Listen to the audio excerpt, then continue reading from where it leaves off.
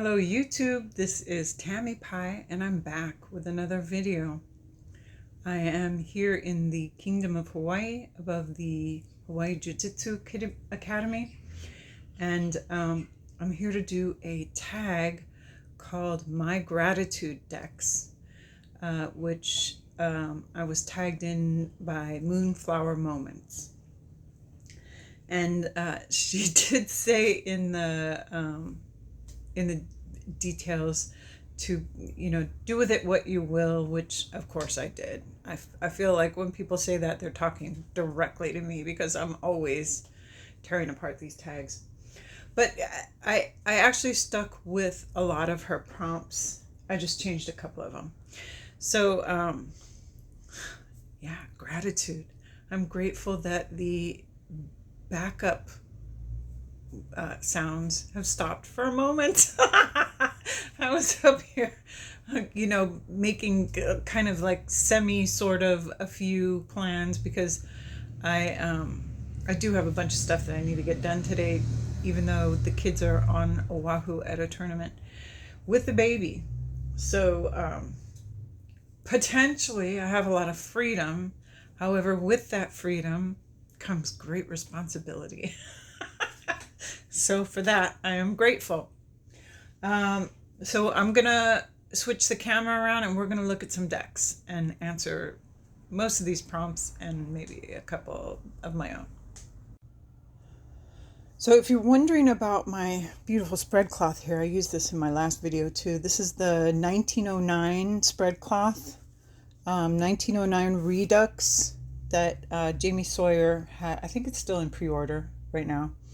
And that Jenna does at Moonlit Fae. She doesn't always have spread cloths, but she does do, like if you say, I want to order this, sometimes she'll like order the fabric and do a whole thing for you.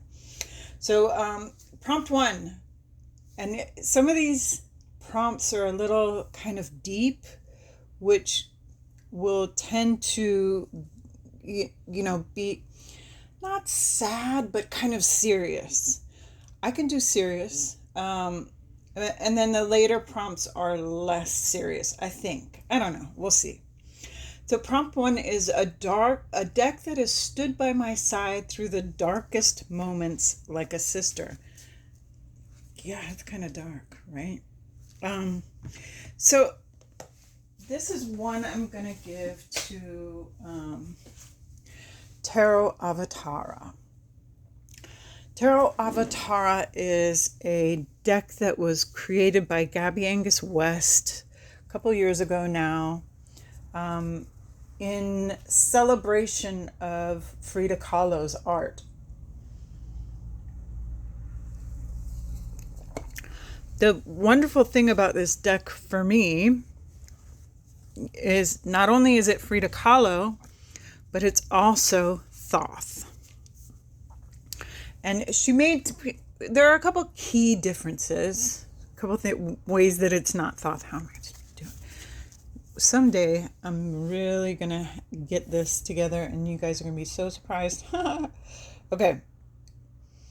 So there are a couple of cards that are kind of like definitely not Thoth. I think she keeps strength and adjustment in the RWS places. I believe that's what she did.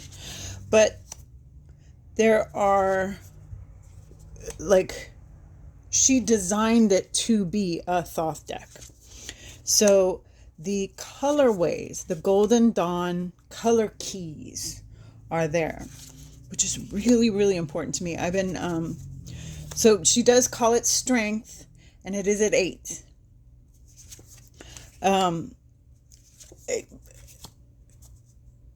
But the overall design not only gives you Frida Kahlo, but it also gives you Thoth. And for that reason, it was very easy, and she calls it temperance, not art, for me to connect with this deck in a very real way. And as far as darkness goes, if you know the story of Frida Kahlo and her husband, I always forget his name, Diego Rivera. Their relationship was really kind of messed up, you know? And so for messed up relationship readings, this is a really good deck. And it came to me at a time when my relationship was really messed up. And so it gave me kind of some insight into my own, where I maybe had to look at my own shit, which those are some of your darkest moments, right?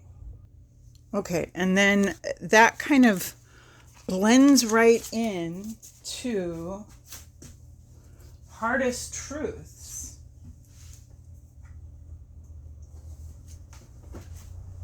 Which honestly, I could go to Dame Darcy for almost every one of these questions. But it's because I spend like a really lot of time with Dame Darcy.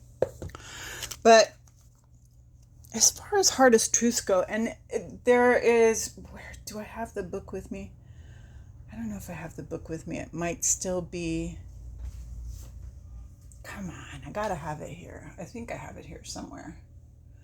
My the Blossoms and Bones by Kim Krans also was like a really deep, along with this, a really deep look at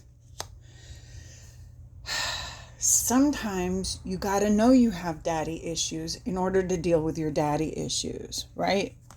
Sometimes you got to know that there are wounds between you and your mother in order to be a better mother, or to be a mother to yourself even. Sometimes you got to know that you have to kind of, shadow isn't always as simple as, oh, that girl's fat and I have body issues. Sometimes it's even the ways that you consider yourself a good person, and you got to look at the fact that sometimes you're not a good person. Sometimes you got to look at ways that perhaps society sees you in a negative way that you never even looked at before.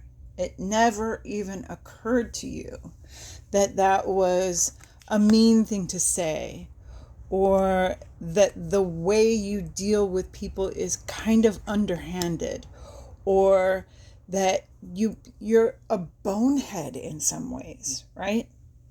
That really you need to maybe give a little and understand other people and why they do what they do, or why they react to you the way they do. And that is some very hard truth. So, yeah, I think I've done enough there. Language for my feelings. Third prompt. The deck that gave me language for my feelings. I'm going to say Gentle Tarot. You know, when this deck was first hitting it big, I passed on it. I was like, nah, I don't, that is not. Now I can't imagine my practice without this deck. And it is kind of a deck that I go to for touchy-feely stuff. It's definitely a deck that I go to when I have a client who is softer, who needs less harsh treatment. I'm dancing around the word gentle because it's so apt, because of the creator's obvious love for nature. The artwork in this deck is very soft and natural, and it tends to kind of reach places like this that other decks don't necessarily touch on right away. Like, she has a really good instinct for, wow, okay, not for children. It's simple. I don't know why anybody has a problem with just clicking the not for children. Does that mean that a bunch of people don't see your videos? Oh, well. Okay, so like this one. This is a very different look at justice. This is weighing one situation against another, which in real justice, that's how it would be done, right? These are two bad situations. Which one is worse? Or these are two great situations. Which one does more people the most good? That too. You know, either way, it's a really subtle, really gentle, really beautiful way of feeling your way through life. Okay? So this deck, to me, is a very feeling deck. All right, next prompt, number 4, the deck that opened my eyes to what I could be. This is very interesting because I'm 61. I'm 61. How old am I? And so because I have a lot of life experience, you know, I'm not in that midlife or even early life position of, oh my God, you know, why haven't I done this and why didn't I do that? None of that. I just want to do the best that I can and live my life in as peaceful a way as possible. Maybe do some fun stuff still, right? Tiera of the Crone, people who have this and have spent a lot of time with it will understand that it looks kind of at every part of life and opens it up like a flower, I guess, maybe.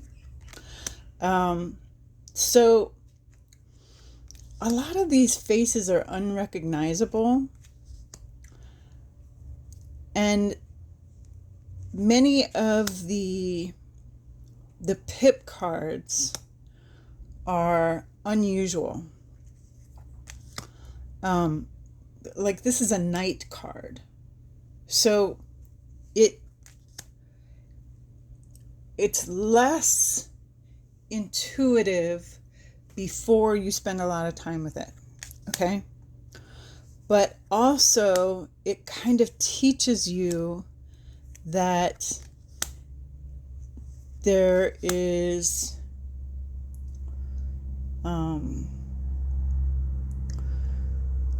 there's a kind of importance to every part of your experience, I guess. So these cards, these shadow cards, which are her version of the kings, are when you've gone completely over, you've gone too far. But that's an important place to be, because then you know, okay, I've gone too far, don't do that again. Or like this 5 of discs where she's squeezing life out of this stone. It's so poignant because it's an experience that we all have, I guess. This feels to me like there are several different things you can see here. You can see a heart. You can see these 2 cloaks. You can see a voice. You can see a vulva. And so depending on what you need out of the experience, you get that from these really simple images. And it's my favorite for that reason. What even was the question? Open my eyes to what I could be. Yeah. So, yeah. This is an eye-opener, this deck. And the funny thing is, when I got that deck, I thought, oh, this is going to be a cool, spooky deck. And it isn't spooky at all. It's more like spending time in the presence of elders. That's what it's like. Okay, a deck that dared me to live. All right, this is kind of a reach.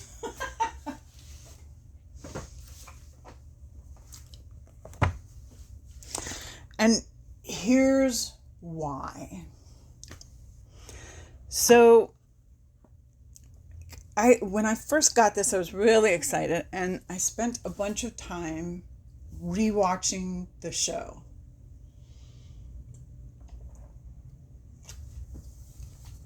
And when I was watching the show, I was drawing cards, watching the show with the card, reading the book, I was so inspired.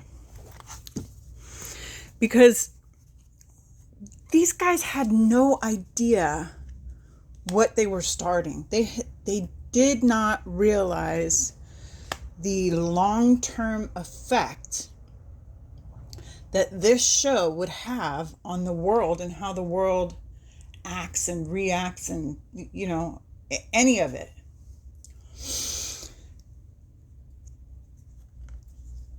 So I got really, really close to this deck, and I started doing pairings and readings with it. And what I realized was that everything happens in waves. We go up and down. You know, it's that wheel, right? Arcana 10, the wheel. Sometimes you're up, sometimes you're down. But the wheel does keep on going. It keeps turning. And so, you know, you can get all involved in being angry about politics or like some people are so involved in their neighbor's business, right? Like, how could such and such do such a thing? Da da da da da. If that's all you're talking about, well, then that's what your life is going to be about, right? I got to get past the Nazi card, because even though that was a great story, it does hurt people's feelings. But see this, the devil in the dark. It was such a interesting situation here. They were talking about overpopulation. This was in the 1960s, before things got way out of hand, which they are way out of hand now. But it also tells you have to deal with what's in front of you. You have got to figure something out. And you can only do as much as you can do. Now, maybe when you stick that pebble in the pond, it's going to make waves that change things. I mean, it definitely is. Every action has a reaction, right? So I guess what I'm trying to say is I felt really inspired by this deck and the show, and how things change but stay the same, and how you never know how much influence certain things are going to have. And so why not get out there and do what you can do, right? Did I just talk myself in a circle? I might have just talked myself in a circle, but that's fine. Whatever. It's tarot. It's not.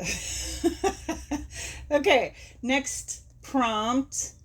Deck that dared me to live. Okay, the next prompt is the deck that celebrated my biggest victories, and I don't have an answer to that question. So I'm going to change it to a deck that stands alone in my collection. And this is La Foto Sibila. This is my only Sibila. I had like a passing interest in Sibila, but I never bought a deck. And then, oh, look how this matches. Isn't that cool? And then my friend Coco was here from Tarot Geek. And we were playing around with stuff, and I was just like, man, I am so... Next time I do an NPC order, I'm definitely going to order that Sibila deck. And she ended up gifting it to me before she left. And I'm telling you, I have spent so much time with this. And it got me to look at Sibila, because these black and white images are so... Look at how the hands are so descriptive. Even the black and white, I mean, that's pride, right? That's sneakiness. That's desperation. That's thinking. You can't help but get like immediate hits off of this deck. And so this deck really does stand alone in my practice. I don't even feel like I need to go out there and get more Sibila or even a book. I just Google Sibila if I'm having trouble with it. But I don't have trouble with it. The images speak for themselves. It's really startlingly cool. All right. Next prompt. The deck that taught me the importance of stillness. Now, I went back and watched her video all over again, Moonflower Moments, and like that last prompt, I just didn't have an answer for it. Oh, God, I love the way this shuffles. So this is Spirit Keepers. And the reason it taught me the importance of stillness is because when I did my, what was it? 16 weeks with, I forget exactly how many weeks it is, but there's a workbook, and of course I still have it in Yakima. But she had a workbook, and and for every day of the week there was a practice. There was like a strength practice and an intellect practice. The Monday practice was meditation. Oh, how perfect. See, she just sings. And I found, there's several writers who will suggest meditation, and almost always I'm like, no, I'm not doing that. But with this one, I did. Every Monday I did a meditation, and it was really beneficial. There's another practice too where you are supposed to just be silent and in the dark, which, I mean, I'm not sure. It might have just been silence. Okay, hang on. So anyway, even though some of these practices had nothing to do with the tarot per se,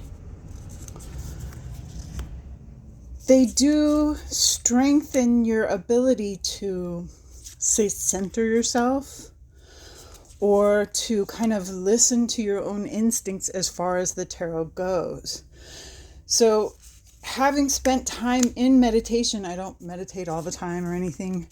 I now, and those times when I just like would walk in silence, no phone, no extra person, just quiet. It's a really important practice to kind of hold a hand out to yourself, I guess. And SKT did that for me. So thank you, Benebell. All right, next prompt. Biggest victory is important to stillness. A deck that gave me more questions than answers. All right, now I think maybe what she meant was that it wasn't helpful, and that the questions were, I'm not sure exactly what she meant, but Alchemical Tarot, even though I've had it for a really long time, this is a deck that in one iteration or another has been in my practice always. I still find that there are questions to be answered. There are still things about this deck that I don't know super well. You know, I know I can read with it. I enjoy the process, but I think it has a lifetime of study just in these fairly simple images. Yeah, I feel like this was the first time that the Four of Swords really hit me the way that I now think of it. The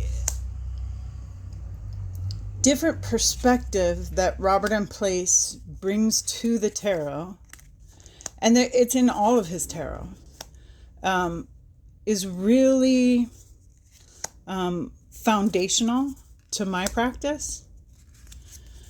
And so still to this day, anytime I see anything that says alchemical or alchemy, I'm interested. I'm always wanting to buy that next book because I think there are always more questions to be answered, more puzzles to be solved. So it isn't like I don't like the deck. I love this deck. It's foundational. I just think there's a lot of stuff in it. Like, it took me getting the Odyssean Tarot from Welkin to realize that this is not Helios, this is his son in this you know, but there's just always another puzzle to solve, which I love about this deck. All right. The next prompt, prompt 9, a deck that taught me to notice the magic in the mundane. And I mention this deck every once in a while, but I rarely see anyone else have it.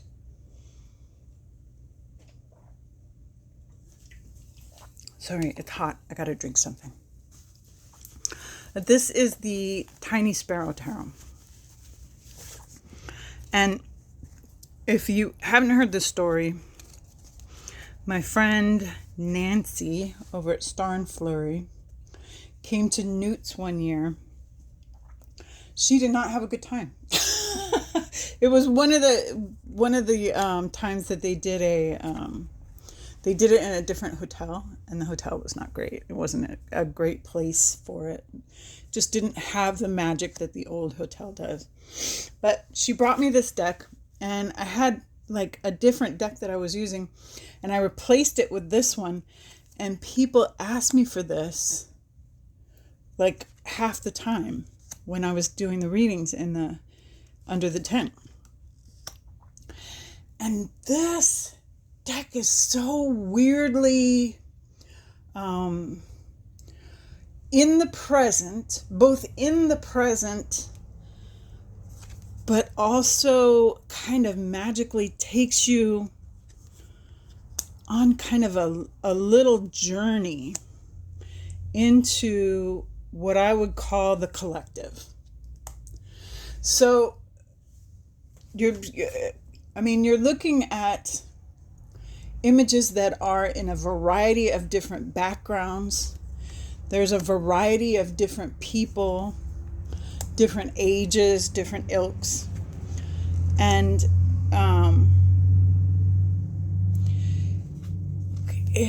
it's weird how you could see this and say, okay, 8 of Swords, you're trapped, but you can get out. But also, this, you might be talking about a place by the sea where there's cliffs, or like this could be somebody who is a major player in your life and he needs your attention, right? It's just weird how the making a difficult decision, how this is magically mundane. 2 of Cups.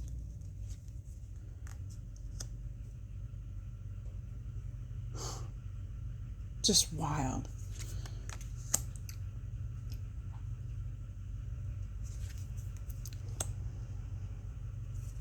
So just think of this. The last question you asked the cards.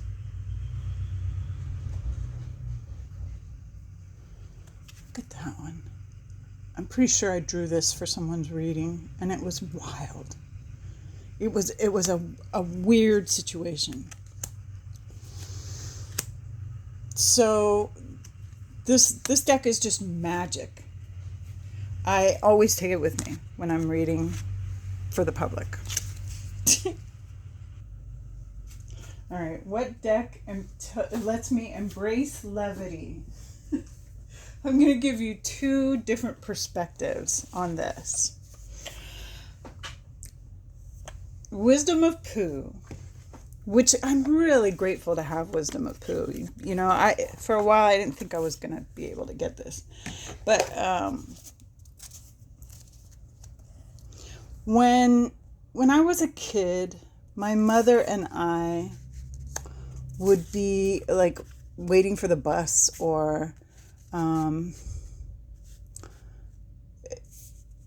in different situations where we would just have a lot of time on our hands, and we would read Winnie the Pooh.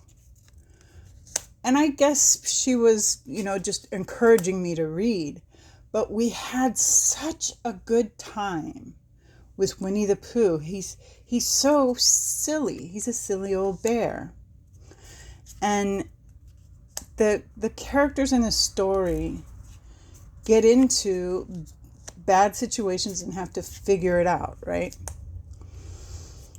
And so this deck always kind of gives me that feeling. He climbed and he climbed, and he's saying to himself, I'm just a little rain cloud, not a bear who wants honey. I mean, and also it makes you feel happy and loved. I mean, it makes me feel happy and loved. That's the levity I feel with this deck. The Hanged Bear. It's a time of innocence. Oh my God, the street lights are out and I'm still not home. Yeah. The other is kind of a more adult levity, and that's this. So this is now published by, I want to say US Games, in that big, like, kind of cool trifold box. But this is the indie version. And I love the way he did this. This and the Martyrs and Madmen one are my favorite of the, what is his name? Henry. The heck is his name?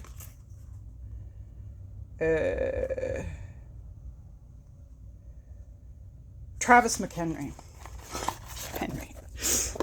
They're my favorite.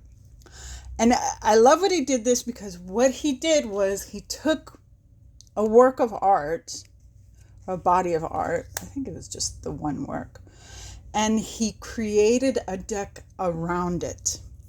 And he calls it a tarot, and some people say no, it's not a tarot, but I can transfer my knowledge of tarot and my instinct for tarot to this, which is a tarot of 6 suits. A tarot with very few pip cards and a whole lot of court cards. And sins.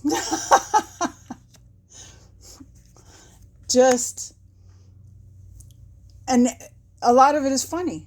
There's some really funny stuff here. But yeah, it's hilarious. It can be hilarious.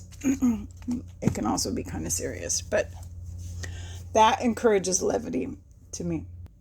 All right, we're almost done here. I have got to get on with my day. All right, a deck that shifted my practice.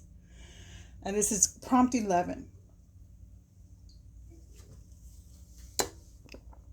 This one, this is the Ritual Tarot. And before I got the Ritual Tarot, before I saw people playing around with it, before I was listening to the drama surrounding it at first, I never would have thought that I would love collage as much as I now love collage. And I mean, I didn't realize that I had so much collage in my collection. This is all in order because last time I put it, okay. I didn't realize how much collage I had. I thought, yeah, well, you know, collage is kind of busy. That's an easy way of doing a tarot deck. I like paintings. I like drawings. I like something like Marielle that takes 10 years to do. So I was kind of a snob about collage. And this artwork reached out of TarotTube and spoke directly to my brain. I just got it immediately. This is one of the images that I just thought, wow, that's beautiful. And this deck is so earthy. It's, you know, it's kind of pippy, but it's also very, I don't know, grounded in the world, maybe. And I love what she did here. I just think it's beautiful. I don't have the other deck, the Oracle, just because I'm slow to get oracles. I don't rush out and get oracles when everybody's saying, "Oh, this oracle is so great," which everyone does say, "Oh, this oracle is so great," but I'm just not in a big rush. But that changed my whole perspective on collage decks, and so now I have I had more collage decks than I thought I had, and now I have probably 25 collage decks. And all of them serve a purpose. I swear they do. Okay. Made me start a creative project. Well, I mean, there are several tarots that kind of encourage creativity. This is one of them. The I Am the Artist Tarot by Saki Saki. I don't have that one here with me. It's in Yakima. But I think I want to change this to made me believe in a tarot creator. So sometimes people say, oh, this deck is great because the author is really smart about, whatever. Boy, I'll tell you what, this is the Sistine Tarot. And this deck also shifted my practice because it got me into Minchiati. But it also really made me believe in Rosebae's talent as a deck creator. She has some kind of weird vision as far as tarot is concerned. I don't know if it's from having had some like rough experiences, or if it's just spending some time with a bunch of magazines and clipping art out. But this deck is really, I guess, a little like the tiny sparrow, but different. Totally different. This one is more the stuff that's inside me. This is the eternal maiden that lives in my 61-year-old body. And living in the patriarchy, the